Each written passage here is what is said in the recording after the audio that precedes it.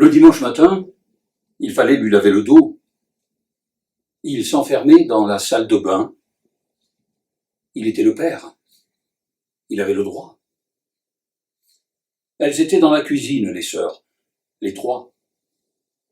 Elles entendaient les bruits, l'eau, le rasoir électrique, les coups sourds dans la tuyauterie quand il fermait un robinet, les chocs légers sur la tablette de verre, le flacon d'après-rasage Ménin, le peigne. Il se rasait d'abord. Ensuite, il entrebâillait la porte. Il ne se montrait pas. Il disait un prénom. Elles savaient. Elles allaient chacune persuadées d'être appelées plus souvent que les deux autres. Elles entraient dans le corps de la salle de bain, dans son haleine. La buée était rose, d'un rose tendre et tiède de sous-vêtements, à cause des murs. La mère avait choisi la couleur au moment des travaux. Les murs étaient grumeleux comme la peau des poules mortes et plumées. La salle de bain avait été aménagée dans une ancienne alcôve. Elle était rectangulaire et n'avait pas de fenêtre. Elle jouxtait une pièce jumelle que ceux de la maison appelaient le débarras. Le débarras sentait fort, la salle de bain aussi. Derrière ces deux portes peintes en jaune du côté de la cuisine, chacun déposait papier, ordures, linge sale dans un meuble de formica bleu clair, crasse des mains, des pieds, de toute la machine. Chacun se dépouillait. Les traces étaient là. Les médicaments étaient là. Pour les bêtes, dans le débarras, pour les gens, dans la salle de bain. Les choses attendaient. Des outils, les semences pour le jardin, 2 blouses de la mère, son tablier en plastique, un séchoir à cheveux, des pantoufles racornies, vaguement gluantes à l'intérieur à l'endroit des orteils, des bigoudis mauves, des bassines, des paniers, un escabeau, de vieux calendriers du Crédit Agricole que la mère utilisait pour démouler les tartes, des boîtes de cirage vides et des chiffons maculés, le gyrophare du tracteur et des gants de toilette raidis, figés dans un coin du bac à douche. Il ne se lavait qu'à l'eau très chaude. Il était le père. Il avait droit à ce confort de l'eau très chaude et abondante. Il payait tout. Il gardait l'argent de la semaine dans une boîte métallique qu'il rangeait dans l'armoire à côté des piles de mouchoirs, les blancs d'un côté, les mouchoirs de couleur de l'autre. L'argent pour vivre était là. Il disait, quand elles seront grandes, elles resteront avec moi, parce que j'aurai de l'argent pour leur acheter des robes. Tout était à lui. Il avait tout payé. La maison, la grange et les tables, les terres, les bêtes. Il avait donné là le plein de ses forces d'homme. Il pouvait exiger que l'on ne fît pas la vaisselle quand il était à la salle de bain. Son confort eût été amoindri. Il eût été mécontent. Il ne fallait pas le mécontenter. La buée du dimanche matin était rose. Vers 9 heures, il traversait la cuisine, son linge propre sous le bras, tricot de corse en manches, slip kangourou et de novembre à avril, caleçon long. Il s'enfermait. Il ne sentait jamais mauvais. Pourtant, les gros travaux, les bêtes, les vaches, les cochons, il était dedans, tout le temps. Le fumier, le petit lait. Il ne sentait pas. Il allait, vif et solide, taillé pour ne pas mourir. Son corps était court et dur. Il en avait un usage que ses filles ne savaient pas. Elles ne devaient pas le savoir. Le linge de corps du père était toujours repassé, il le fallait. Quand elles étaient à la pension, Madame Chassagnol venait 2 fois par semaine. Elle était vieille. La maison n'était pas tout à fait propre. Ça ne gênait personne. Mais pour le linge de corps, il voulait la perfection, le souple, le doux qui se tend sur la peau, immédiatement tiède. Madame Chassagnol s'appliquait. Elle avait toujours connu le père. Elle savait son histoire, et qu'il avait acheté la ferme avec les yeux, et tout emprunté, et tout remboursé, et tout payé, et que maintenant, tout était à lui. Il avait le droit. Il disait qu'il entendait pousser l'herbe, et qu'il était le dernier. Il avait son royaume. Il avait voulu, pour la maison, la salle de bain et le chauffage central. Les cloisons de planches avaient été abattues. Des hommes étaient venus, ils avaient tout fait, les cloisons de briques, le plâtre, la plomberie, l'électricité, la peinture. La mère avait choisi le jaune, le rose. Pour le carrelage aussi, elle avait choisi brun, roux, partout, dans la cuisine, la salle de bain, le couloir. On n'avait touché à rien en haut, mais dans la chambre des filles, la chambre carrée au-dessus de la cuisine, on avait posé un radiateur. Et les travaux avaient eu lieu en 1976, pendant l'été de la grande sécheresse et les Jeux olympiques de Montréal. Le père avait toujours froid aux pieds. Il portait dans ses bottes de caoutchouc des chaussons de laine lit de vin. Il avait acheté pour l'hiver des chaussures montantes fourrées. Il aimait s'asseoir sur le banc, adossé à la table de la cuisine, les pieds dressés en appui sur le rebord du four de la cuisinière. Ainsi, il tournait le dos à la télévision. Il disait qu'il périrait par le bas. Il faisait des cures de liqueur hépatique choum. C'était jaune vif. Les bouteilles vides restaient dans le bac à douche avec le bouchon aligné. Il buvait à même le goulot. Les yeux du père étaient jaunes aussi dans la lumière. Il fumait sans bruit du tabac gris roulé dans des feuilles de papier job. Il gardait la cigarette éteinte à la commissure des lèvres. Il l'oubliait. Avant d'entrer dans la salle de bain, il la déposait sur le rebord d'une soucoupe blanche qui servait de cendrier. En sortant, il la reprenait.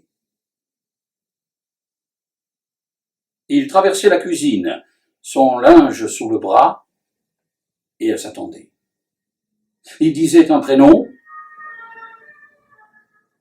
et elles allaient, l'une ou l'autre.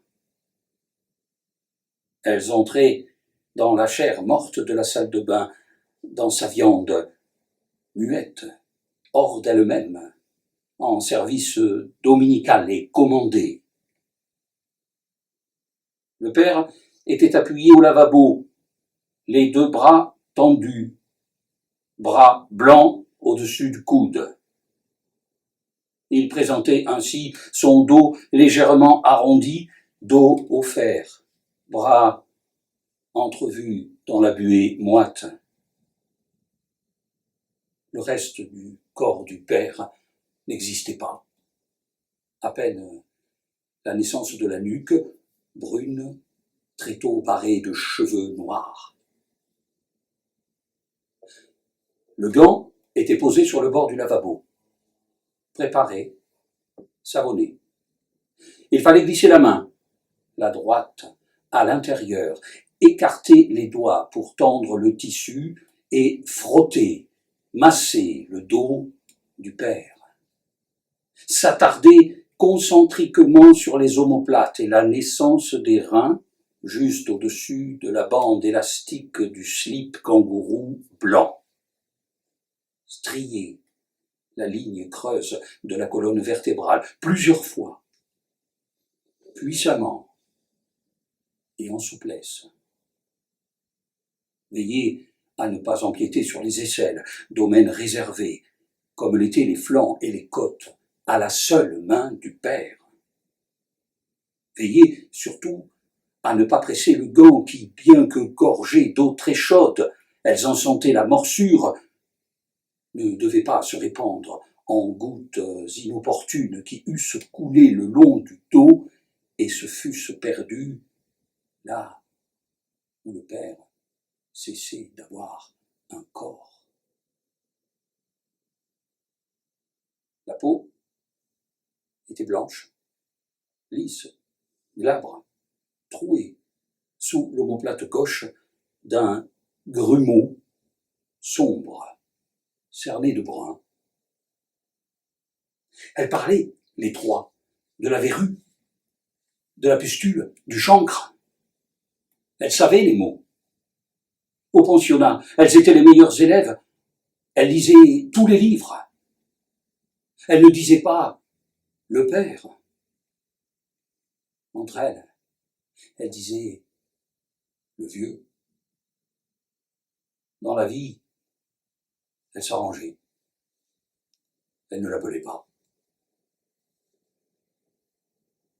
En l'absence de toute consigne paternelle concernant cette part bubonique de lui-même, dont elles pensaient qu'il ignorait l'existence, elles attribuaient au grumeau une susceptibilité certaine et de puissants pouvoirs. Le moindre contact de l'eau, du savon ou du gant, eût assurément déclenché une catastrophe et signé l'arrêt de mort du père inscrit dans sa peau.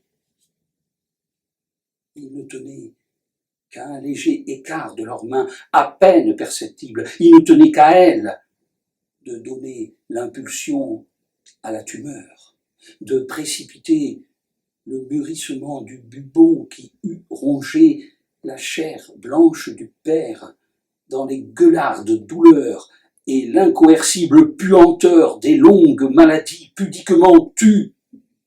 Bouche pincée, mains nouées, genoux serrés dans les avis d'obsèques de la montagne Centre-France. Elle lisait les avis d'obsèques. Elles attendaient. Elles surveillaient le bubon. Il demeurait. Elles ne le touchaient pas. Elles n'essuyaient pas le dos du père. Elles le rinçaient, une seule fois, sommairement, avec un autre gant préparé par lui et posé de l'autre côté du lavabo. Il ne disait rien. C'était fini. Elle sortait, la main droite humide et le bout des doigts fripés. Et il refermait la porte derrière elle, à clé. La cuisine était vide. Les sœurs n'étaient plus là.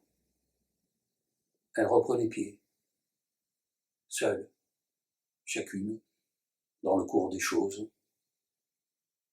La buée de chair rose les auréolait un instant.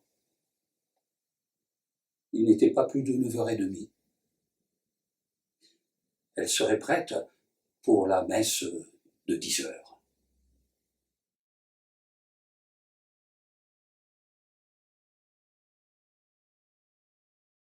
Ils trouveront tout après.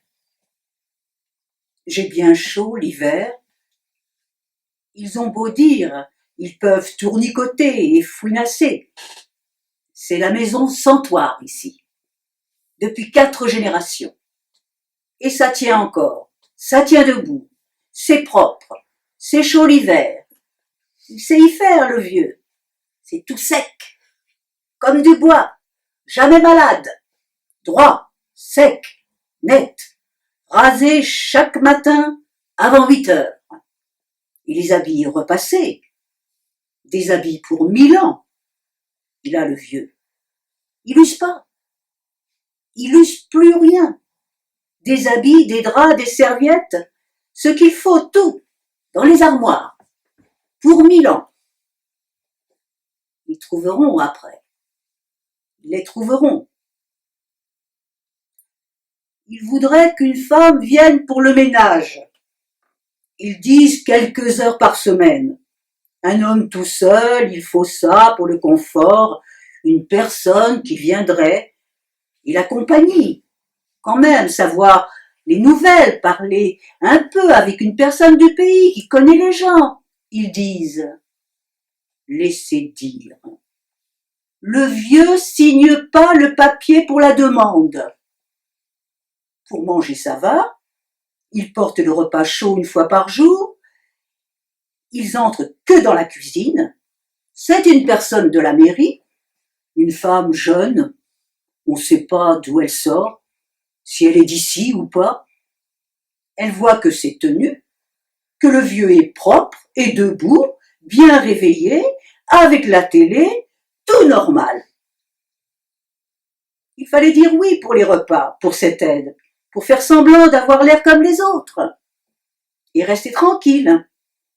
Qu'ils viennent pas me prendre pour m'emmener ailleurs, dans une maison, comme ils disent. La maison sans toit est ici. Les sans-toits partent pas. Ils ont l'orgueil. Ils meurent dans cette maison. On trouvera tout. Ils me laisseront tranquille si j'ai l'air normal, propre, bien tenu. Il faut sortir un peu chaque jour, aller marcher à la même heure, le long de la route, on me voit, il passe en voiture, on sait qui je suis. Sortir, ouvrir les volets des 2 fenêtres, acheter 3 bricoles au camion, prendre le journal du jour dans la boîte, le déplier sur la table à la page des avis d'obsèques, pour si quelqu'un vient et entre, il verra. Il pourra dire aux gens de la mairie que le vieux sans-toit fait bien son train, qu'il se suffit, qu'il s'intéresse, que c'est pas la peine, qu'il n'a pas besoin. Seulement le repas chaud à midi comme les autres vieux de la commune, qui sont seuls dans les maisons. C'est difficile pour la voiture. Il faut pas lâcher. Il viendrait, on partirait, on serait obligé. Les bras, les jambes sont lents pour se plier. C'est difficile pour tourner à droite, à gauche, le clignotant. Regardez tout ce à quoi il faut penser pour prendre le nouveau rond-point dans le bon sens, à l'entrée d'Orion. Après le vieux, ce vieux, c'est terminé, cuit. Ils entreront dans la maison, des gens, des cousins de loin, des héritiers du côté de la mère, en remontant à sa mère, ou du côté du père, des sœurs qu'il avait, ou des cousines.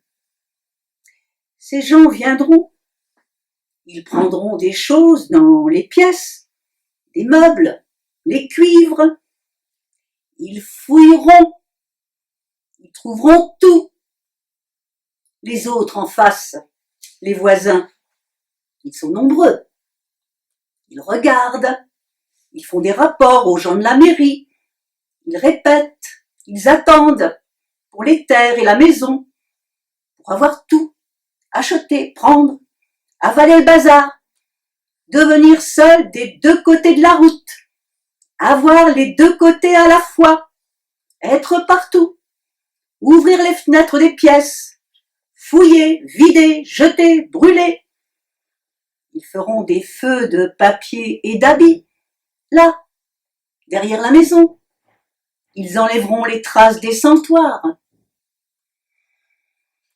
Ils trouveront tout. Ils voient ce vieux qui les gêne, qui reste là. Un vieux de trop, qui vit trop, qui dure. Les femmes le surveillent. Elles sont bonnes pour ça dans cette famille. Elles passent, elles traversent la cour à linge avec des corbeilles pour faire semblant. Elles se plantent sur la route pour discuter, comme si la route était à elles aussi. Elles voient direct dans la cuisine par la fenêtre de l'évier. Il faut se cacher pour échapper, mais pas trop. Sinon, elles iraient dire qu'il est fou, qu'il tourne méchant, qu'il a toujours été un peu braque. Ça serait comme la maison du monstre chez Santoire. Et après, on le ferait porter fou, ce vieux, pour l'emmener. Et la maison serait abandonnée. Le plus difficile, c'est le téléphone, quand il sonne. Comme si des gens étrangers étaient dans la maison pour écouter tout et comprendre ce qui se passe. Il sonne presque pas, presque jamais. On est obligé de répondre. On voudrait pas. On laisserait sonner, mais il viendrait. Il viendrait pour voir ceux qui ont appelé, les gens de la mairie, ou d'une administration, ou ils enverraient les voisins. Une des femmes jeunes viendrait. Ils auraient le droit pour vérifier que tout va bien, comme ils disent. Que ce vieux qui vit tout seul n'est pas tombé, qu'il n'est pas malade, bloqué dans son lit, à faire tout sous lui, ou mort raide la bouche ouverte, ou cassé en morceaux dans un coin de la maison, à gémir, à se traîner sans pouvoir bouger derrière la porte ou devant la cuisinière, avec la plaque électrique allumée, que c'est dangereux. On a mis le feu comme ça.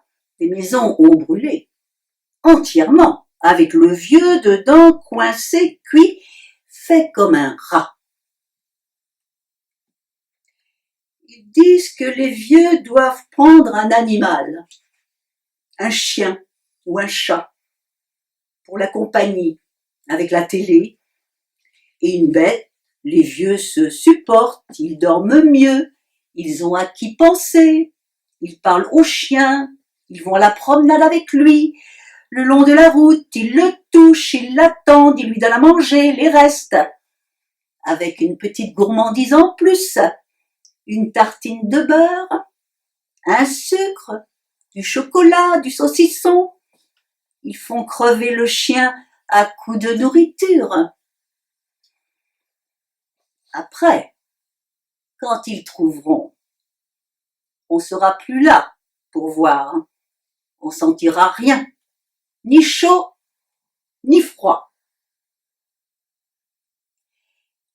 Il faut bien jeter les ordures, en produire un sac bien fermé, plein, et posé à côté des poubelles remplies par les autres d'en face, qui rangent rien, et cassent et achètent et changent d'affaires tout le temps. Ce vieux a son sac fermé, en plastique noir solide, il le noue. On ne sait pas ce qui est dedans, mais le sac tient debout contre le poteau en ciment. Ceux qui ramassent les poubelles sont de la mairie. Ils savent que c'est le sac du vieux Santoire. Ça suffit pour montrer qu'il vire pas fou à garder ses ordures chez lui, à les entasser dans des coins où elles sentent mauvais, avec des rats, des blattes et d'autres bêtes molles et plates qui grouillent et se mettent dans les tas quand on lave plus, quand on est débordé, la complète débandade, quand on peut plus faire, se suffire, comme ils disent. Je me suis suffi dans la vie. C'est comme ça. Les ordures me gagneront pas. Dans le journal, ils avaient parlé d'une femme du côté de Saint-Flour qui avait vécu dans ses ordures. On l'avait retrouvée morte sur le fauteuil, elle n'allait plus dans aucune pièce, tout était plein de choses entassées, même son lit, elle couchait plus dedans. Il était bourré, recouvert d'affaires. La femme était sale, il disait pas si les bêtes l'avaient attaqué. Quand ils trouveront tout, ils jetteront, ils brûleront, ils auront du mal, ils allumeront des feux ici, à côté, dans le pré de derrière, où ils enverront les affaires, les papiers à la décharge, dans des sacs qui déborderont. Les feux sentiront mauvais et dureront longtemps. Les gens ne sauront pas pour les personnes qui ont habité ici, ils se souviendront plus. Les fenêtres seront ouvertes. Je voudrais pas avoir vu ça. Ils iront dans les pièces, ils feront de la lumière, du bruit, ils nettoieront, ils casseront les cloisons de planches, les volets seront neufs, des artisans viendront, les autres d'en face feront des gîtes. Ils connaissent rien, ils sont que des brutaux en agriculture, et pour les maisons et le matériel aussi. Ils croient tout savoir. Des gens habiteront pendant les vacances, pour une semaine ou 2 ou 3, avec des amis, des voitures, des randonnées, des barbecues, comme ils disent. Même que ça pue, et qu'ils sont tous agglutinés dehors à manger des saucisses au lieu de s'asseoir chez eux, tranquilles, installés, confortables et propres. On les voit l'été, quand on va sur la route jusqu'au tournant. Les 2 maisons des Manicodis sont louées comme ça. On voit tout. Ils n'ont pas de gêne de se montrer sur les terrasses, avec les cuisses et le ventre des femmes en maillot de bain, même pas habillées, comme elles seraient en soutien-gorge et en culotte. Elles se traîneront ici l'été au soleil, dans la maison Santoire, pour se reposer, soi-disant. On se demande bien de quoi. On ne sait pas. On n'a pas connu les vacances, on ne s'est pas reposé. On n'a pas été fatigué. Les gens viendront ici dans la maison Santoire, rénovée, transformée en gîte, avec un petit panneau à l'entrée et le four à micro-ondes et le moderne. Le four à micro-ondes, je l'ai pris. Obligé. Pour réchauffer les repas de la mairie. Ils ont dit qu'il fallait, on ne pouvait pas résister, c'était mieux, c'était pratique, on salissait pas, on n'allumait rien, on appuyait sur le bouton et voilà, c'était bien chaud. En 2 temps, 3 mouvements. Elle dit ça, la femme qui livre les repas de la mairie. Les autres d'en face s'entendent avec ceux qui viennent en vacances, les touristes, avec des numéros d'étrangers sur les voitures. Ils louent les gîtes, les femmes montent un peu sur des vélos, elles ont des casquettes à élastique et les jambons gras blancs à l'air qui dépassent de chaque côté de la selle. Les enfants crient, ils sont plusieurs dans ces gîtes, ils louent ensemble. C'est la mode des gîtes. Après, ça sera autre chose. Ils inventeront autre chose pour se distraire, avoir des loisirs, comme ils disent. Ils en parlent du tourisme vert dans le journal et à la télé. Ils y feront du tourisme vert, dans la maison Santoire, toute vidée, toute curée des traces, quand ce vieux sera plus là. La femme de la mairie qui apporte les repas, c'est pour les ordinateurs aussi. Elle dit que les vieux dans les maisons, il faudrait les relier avec des ordinateurs pour surveiller comment ils vont. S'ils tiennent le coup, elle en parle de ça. Elle peut toujours courir, moi que je prenne l'ordinateur. J'ai déjà le téléphone et le micro-ondes qui sont modernes. Il faut juste appuyer sur les boutons Pour l'ordinateur, elle dit la femme. Elle parle trop d'abord. Il ne demande rien, ce vieux, que les repas chauds. Il paye pour ça. Je range dans ma tête, il a tout, là, ce vieux, ça se voit pas. On le prendrait pour un demeuré, mais je confonds pas les années ni les gens. Je me rappelle le nom des vaches, les numéros des plaques des voitures, des souvenirs de tout, même les chansons de la femme qui venait pour le linge pendant la guerre. Des chansons qui se comprenaient pas. Et quand le père est rentré de captivité en Allemagne, on se lave le corps debout au lavabo avec le gant. Il faut le faire bien et frotter aux endroits pour les odeurs. La femme de la mairie a le nez pointu. Elle aurait vite fait de dire que ça va plus, qu'il se laisse aller, il a plus la force et l'envie. Ces vieux, c'est comme ça.